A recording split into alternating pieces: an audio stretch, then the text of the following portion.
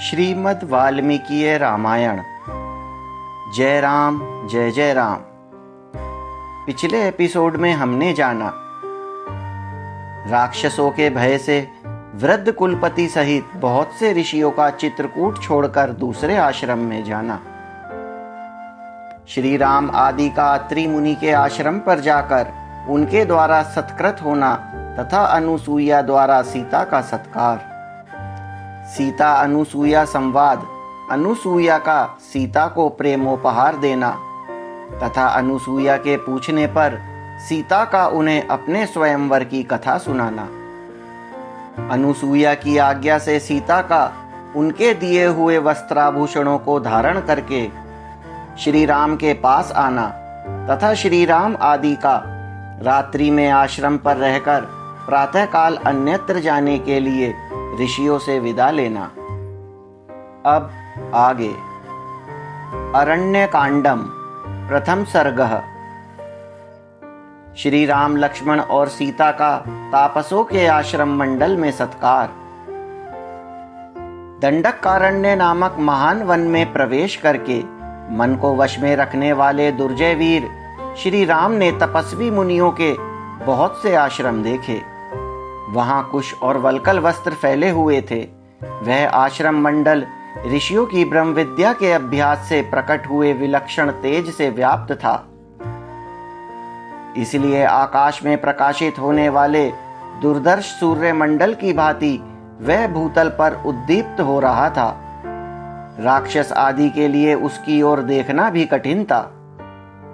वह आश्रम समुदाय सभी प्राणियों को शरण देने वाला था। उसका आंगन सदा झाड़ने बुहारने से स्वच्छ बना रहता था। वहां बहुत से वन्य पशु भरे रहते थे और पक्षियों के समुदाय भी उसे सब ओर से घेरे रहते थे।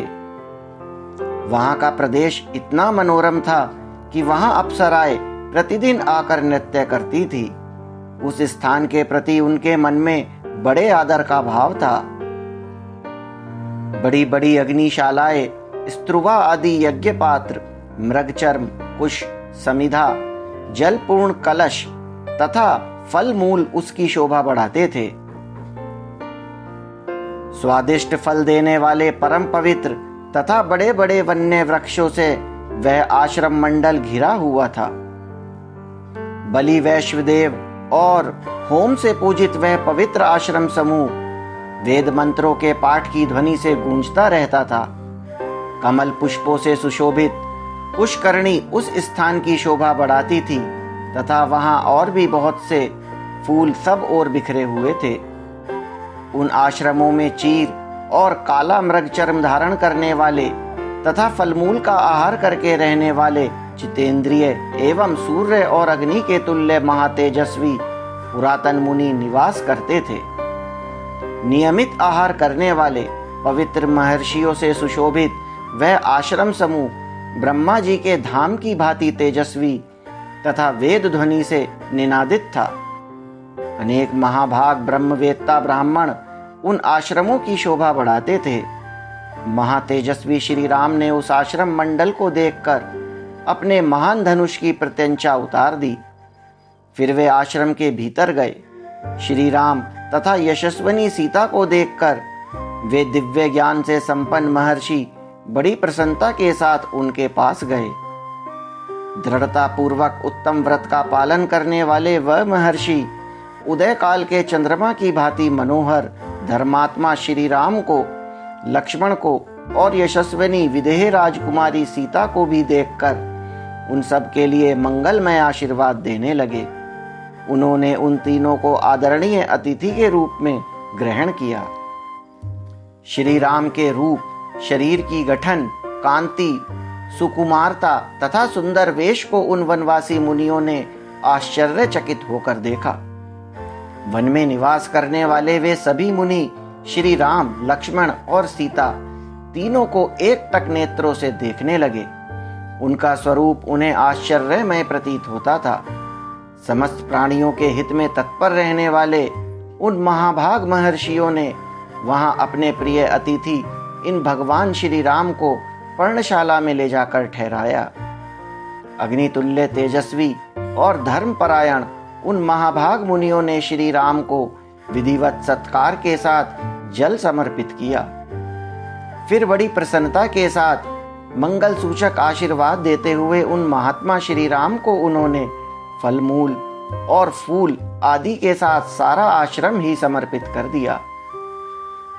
सब कुछ निवेदन करके वे धर्मज्ञ मुनि हाथ जोड़कर बोले, रघुनंदन, दंड धारण करने वाला, राजा धर्म का पालक, महायशस्वी, इस जन समुदाय को शरण देने वाला, माननीय, पूजनीय और सबका गुरु है। इस भूतल पर इंद्र आदि लोकपालों का ही चौथा अंश होने के कारण वह प्रजा की रक्षा करता है। अतः राजा सबसे वंदित होता है तथा उत्तम एवं रमणीय भोगों का उपभोग करता है। जब साधारण राजा की यह स्थिति है तब आपके लिए तो क्या ही कहना, आप तो साक्षात भगवान हैं।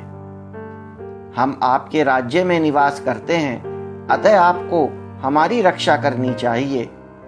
आप नगर में रहें या वन में, हम लोगों के राजा ही हैं। आप समस्त जन समुदाय के शासक एवं पालक हैं। राजन, हमने जीव मात्र को दंड देना छोड़ दिया है, क्रोध और इंद्रियों को जीत लिया है। अब तपस्या ही हमारा धन है। जैसे माता गर्भस्थ बालक की रक्षा करती है, उसी प्रकार आपको सदा सब तरह से हमारी रक्षा करनी चाहिए। ऐसा कहकर उन तपस्वी मुनियों ने वन में उत्पन्न होने वाले फल, मूल, फूल तथा अनेक प्रकार के आहारों से लक्ष्मण और सीता सहित भगवान श्री रामचंद्र जी का सत्कार किया। इसके सिवा दूसरे अग्नितुल्य तेजस्वी तथा न्याय युक्त बर्ताव वाले सिद्ध तापसों ने भी सर्वेश्वर भगवान श्री राम को यथोचित रूप से तृप्त किया। द्वितीय सर्ग। वन के भीतर श्री राम, लक्ष्मण और सीता पर विराध का आक्रमण। रात्रियों में उन महर्षियों का आतिथ्य ग्रहण करके सवेरे सूर्य उदय होने पर समस्त मुनियों से विदा ले श्री रामचंद्र जी पुनः वन में ही आगे बढ़ने लगे। जाते जाते लक्ष्मण सहित श्री राम ने वन के मध्य भाग में एक ऐसे स्थान को देखा जो नाना प्रकार के मृगों से व्याप्त था। वहां बहुत से रीछ और बाघ रहा करते थे। वहां के वृक्ष, लता और झाड़ियां नष्ट भ्रष्ट सी हो गई थी। उस वन प्रांत में किसी जलाशय का दर्शन होना कठिन था। वहां के पक्षी वहीं चहक रहे थे। झिंगुरों की झंकार गूंज रही थी। भयंकर जंगली पशुओं से भरे हुए उस दुर्गम वन में सीता के साथ श्री रामचंद्र जी ने एक नरभक्षी राक्षस देखा, जो पर्वत शिखर के समान ऊंचा था और उच्च स्वर से गर्जना कर रहा था।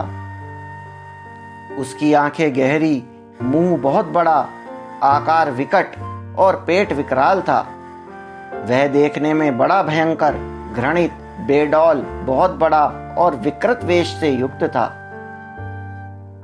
उसने खून से भीगा और चर्बी से गीला व्याघ चर्म पहन रखा था।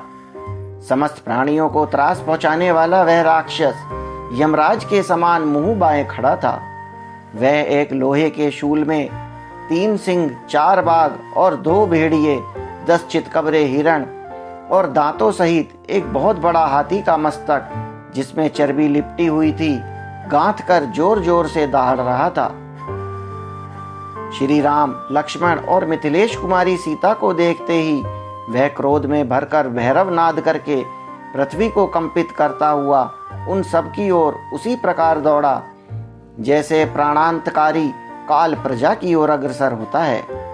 वह विदेह नंदिनी सीता को गोद में लेकर कुछ दूर जाकर खड़ा हो गया।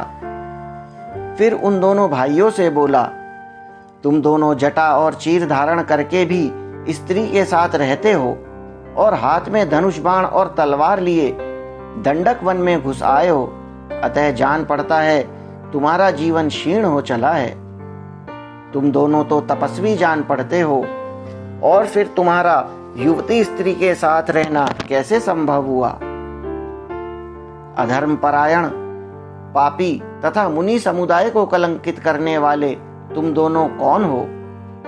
मैं विराध नामक राक्षस हूं और प्रतिदिन ऋषियों के मांस का भक्षण करता हुआ हाथ में अस्त्र शस्त्र लिए इस दुर्गम वन में विचरता रहता हूँ। यह स्त्री बड़ी सुंदरी है, अतः यह मेरी भार्या बनेगी और तुम दोनों पापियों का मैं युद्ध स्थल में रक्तपान करूंगा। दुरात्मा विराट की यह दुष्टता और घमंड से भरी बातें सुनकर जनक नंदिनी सीता घबरा गई और जैसे तेज हवा चलने पर केले का वृक्ष जोर जोर से हिलने लगता है, उसी प्रकार वे उद्वेग के कारण थर थर कांपने लगी। शुभ लक्षणा सीता को सहसा विराट के चंगुल में फंसी देख श्री रामचंद्र जी सूखते हुए मुंह से लक्ष्मण को संबोधित करके बोले, सौम्य देखो तो सही, महाराज जनक की पुत्री और मेरी सती साध्वी पत्नी सीता विराट के अंक में विवशता पूर्वक जा पहुंची है। अत्यंत सुख में पली हुई यशस्विनी राजकुमारी सीता की यह अवस्था, हाय कितने कष्ट की बात है। लक्ष्मण, वन में हमारे लिए जिस दुख की प्राप्ति कैकेयी को अभीष्ट थी और जो कुछ उसे प्रिय था, जिसके लिए उसने वर मांगे थे, वह सब आज ही शीघ्रता पूर्वक सिद्ध हो गया। तभी तो वह दूरदर्शिनी कैकेयी अपने पुत्र के लिए केवल राज्य लेकर संतुष्ट नहीं हुई थी, जिसने समस्त प्राणियों के लिए प्रिय होने पर भी मुझे वन में भेज दिया, वह मेरी मझली माता कैकेयी आज इस समय सफल मनोरथ हुई है। विदेह नंदिनी का दूसरा कोई स्पर्श कर ले, इससे बढ़कर दुख की बात मेरे लिए दूसरी कोई नहीं है। सुमित्रा नंदन, पिताजी की मृत्यु तथा अपने राज्य के अपहरण से भी उतना कष्ट मुझे नहीं हुआ था जितना अब हुआ है। श्री रामचंद्र जी के ऐसा कहने पर शोक के आंसू बहाते हुए लक्ष्मण कुपित हो मंत्र से अवरुद्ध हुए सर्प की भांति फुफकारते हुए बोले, कुकुत्स कुलभूषण, आप इंद्र के समान समस्त प्राणियों के स्वामी एवं संरक्षक हैं। मुझ दास के रहते हुए आप किस लिए अनाथ की भांति संतप्त हो रहे हैं? मैं अभी कुपित होकर अपने बाण से इस राक्षस का वध करता हूँ। आज यह पृथ्वी मेरे द्वारा मारे गए प्राण शून्य विराट का रक्त पिएगी। राज्य की इच्छा रखने वाले भरत पर मेरा जो क्रोध प्रकट हुआ था, उसे आज मैं विराट पर छोड़ूंगा, जैसे वज्रधारी इंद्र पर्वत पर अपना वज्र छोड़ते हैं। मेरी भुजाओं के बल के वेग से वेगवान होकर छूटा हुआ मेरा महान बाण आज विराट के विशाल वक्ष स्थल पर गिरे, इसके शरीर से प्राणों को अलग करे, तत्पश्चात यह विराट चक्कर खाता हुआ पृथ्वी पर पड़ जाए।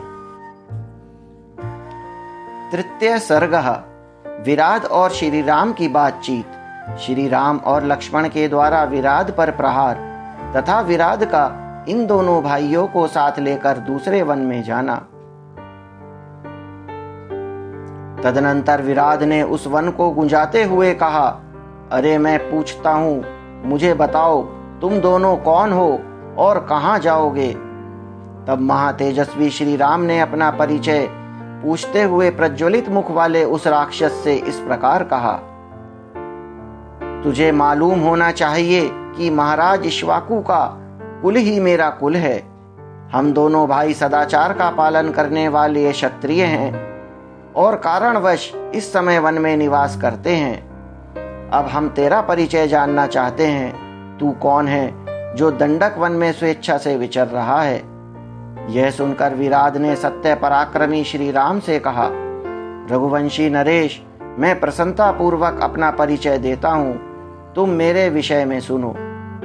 मैं जव नामक राक्षस का पुत्र हूँ। मेरी माता का नाम शत्रहदा है। भूमंडल के समस्त राक्षस मुझे विराट के नाम से पुकारते हैं।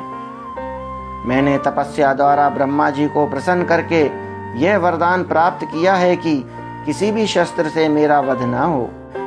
मैं संसार में अच्छेद्य और अभेद्य होकर रहूं, कोई मेरे शरीर को छिन्न भिन्न नहीं कर सके। अब तुम दोनों इस युवती स्त्री को यहीं छोड़कर इसे पाने की इच्छा न रखते हुए जैसे आए हो उसी प्रकार तुरंत यहाँ से भाग जाओ।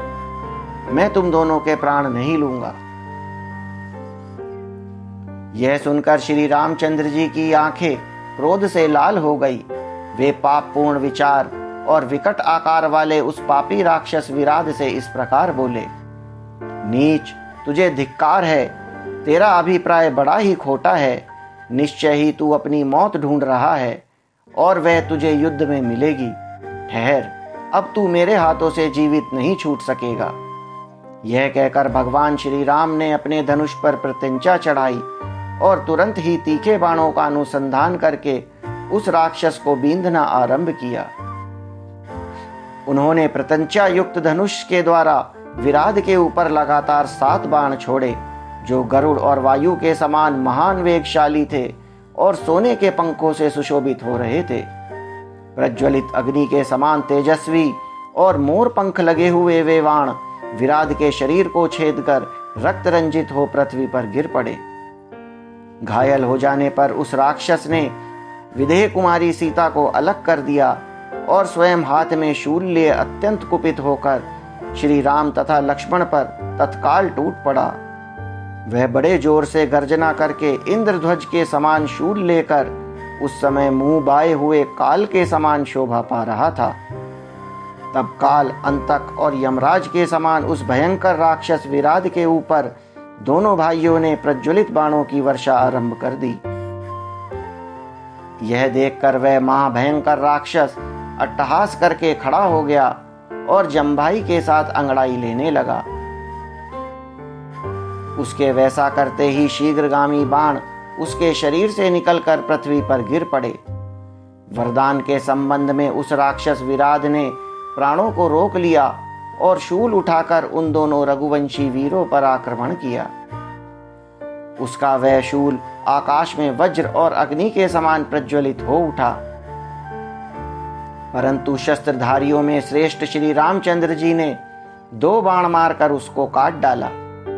श्री रामचंद्र जी के बाणों से कटा हुआ विराध का वह शूल वज्र से छिन्न भिन्न हुए मेरू के शिलाखंड की भांति पृथ्वी पर गिर पड़ा। फिर तो वे दोनों भाई शीघ्र ही काले सर्पों के समान 2 तलवारें लेकर तुरंत उस पर टूट पड़े और तत्काल बलपूर्वक प्रहार करने लगे।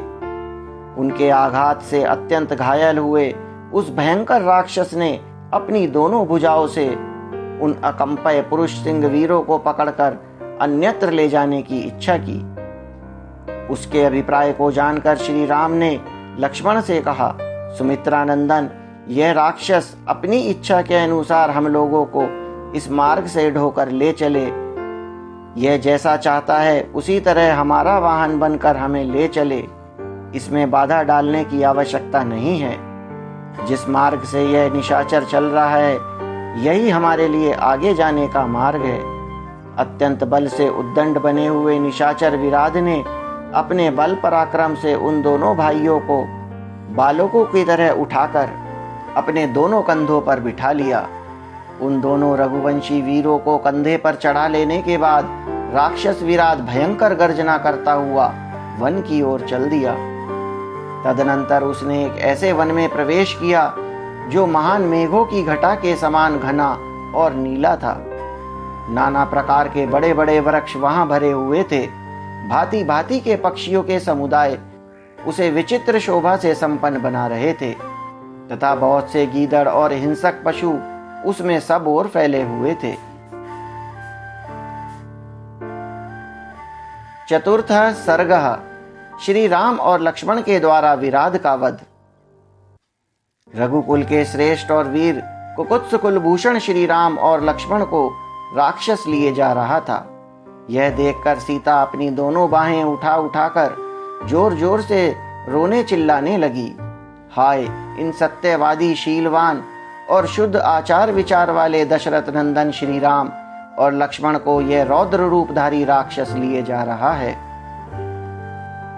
राक्षस शिरोमणे, तुम्हें नमस्कार है। इस वन में रीछ, व्याघ्र और चीते मुझे खा जाएंगे, इसलिए तुम मुझे ही ले चलो, किंतु इन दोनों कुकुत्सवंशी वीरों को छोड़ दो। विदेह नंदिनी सीता की इस तरह बात सुनकर वे दोनों वीर श्री राम और लक्ष्मण उस दुरात्मा राक्षस का वध करने में शीघ्रता करने लगे। सुमित्रा कुमार लक्ष्मण ने उस राक्षस की बाईं और श्री राम ने उसकी दाहिनी बाह बड़े वेग से तोड़ डाली। भुजाओं के टूट जाने पर वह मेघ के समान काला राक्षस व्याकुल हो गया और शीघ्र ही मूर्छित होकर वज्र के द्वारा टूटे हुए पर्वत शिखर की भांति पृथ्वी पर गिर पड़ा। तब श्री राम और लक्ष्मण विराट को भुजाओं, मुक्कों और लातों से मारने लगे। उसे उठा उठाकर पटकने और पृथ्वी पर रगड़ने लगे। बहुसंख्यक बाणों से घायल और तलवारों से शत विशत होने पर वह पृथ्वी पर बार बार रगड़े जाने पर भी वह राक्षस मरा नहीं। अवध्य तथा पर्वत के समान अचल विराट को बारंबार देखकर भय के अवसरों पर अभय देने वाले श्री राम ने लक्ष्मण से यह बात कही। पुरुष सिंह, यह राक्षस तपस्या से वर पाकर अवध्य हो गया है। इसे शस्त्रों के द्वारा युद्ध में नहीं जीता जा सकता। इसलिए हम लोग निशाचर विराट को पराजित करने के लिए अब गड्ढा खोदकर गाड़ दें। लक्ष्मण, हाथी के समान भयंकर तथा रौद्र तेज वाले इस राक्षस के लिए इस वन में बहुत बड़ा गड्ढा खोदो। इस प्रकार लक्ष्मण को गड्ढा खोदने की आज्ञा देकर पराक्रमी श्री राम अपने एक पैर से विराट का गला दबाकर खड़े हो गए। तब श्री रामचंद्र जी की कही हुई यह बात सुनकर राक्षस विराट ने पुरुष प्रवर श्री राम से यह विनय युक्त बात कही। पुरुष सिंह नरेश्वर, आपका बल देवराज इंद्र के समान है। मैं आपके हाथ से मारा गया। मोहवश पहले मैं आपको पहचान न सका। तात, आपके द्वारा माता कौशल्या उत्तम संतान वाली हुई है। मैं यह जान गया कि आप ही श्री रामचंद्र जी हैं। यह माँ भागा विधे नंदिनी सीता हैं और ये आपके छोटे भाई महायशस्वी लक्ष्मण हैं। मुझे शाप के कारण इस भयंकर राक्षस शरीर में आना पड़ा था। मैं तुम्बुरु नामक गंधर्व हूँ। कुबेर ने मुझे राक्षस होने का शाप दिया था। जब मैंने उन्हें प्रसन्न करने की चेष्टा की तब वे महायशस्वी कुबेर मुझसे इस प्रकार बोले, गंधर्व, जब दशरथ नंदन श्री राम युद्ध में तुम्हारा वध करेंगे तब तुम अपने पहले स्वरूप को प्राप्त होकर स्वर्गलोक को जाओगे। मैं रंभा नामक अप्सरा में आसक्त था, इसलिए एक दिन ठीक समय से उनकी सेवा में उपस्थित न हो सका। इसलिए कुपित हो राजा वैश्रवण अर्थात कुबेर ने मुझे पूर्वोक्त शाप देकर उससे छूटने की अवधि बताई थी। शत्रुओं को संताप देने वाले रघुवीर, आज आपकी कृपा से मुझे उस भयंकर शाप से छुटकारा मिल गया। आपका कल्याण हो। अब मैं अपने लोक को जाऊंगा। तात, यहाँ से 1.5 योजन की दूरी पर सूर्य के समान तेजस्वी, प्रतापी और धर्मात्मा महामुनि शरभंग निवास करते हैं। उनके पास आप शीघ्र चले जाइए। वे आपके कल्याण की बातें बताएंगे। श्री राम, आप मेरे शरीर को गड्ढे में गाड़कर कुशल पूर्वक चले जाइए। मरे हुए राक्षसों के शरीर को गड्ढे में गाड़ना अर्थात कब्र खोदकर उसे दफना देना, यह उनके लिए सनातन परंपरा प्राप्त धर्म है। जो राक्षस गड्ढे में गाड़ दिए जाते हैं उन्हें सनातन लोकों की प्राप्ति होती है। श्री राम से ऐसा कहकर बाणों से पीड़ित हुआ महाबली विराट जब उसका शरीर गड्ढे में डाला गया तब उस शरीर को छोड़कर स्वर्गलोक को चला गया। वह किस तरह गड्ढे में डाला गया यह बात अब बताई जाती है। उसकी बात सुनकर श्री रघुनाथ जी ने लक्ष्मण को आज्ञा दी, लक्ष्मण, भयंकर कर्म करने वाले तथा हाथी के समान भयानक इस राक्षस के लिए इस वन में बहुत बड़ा गड्ढा खोदो।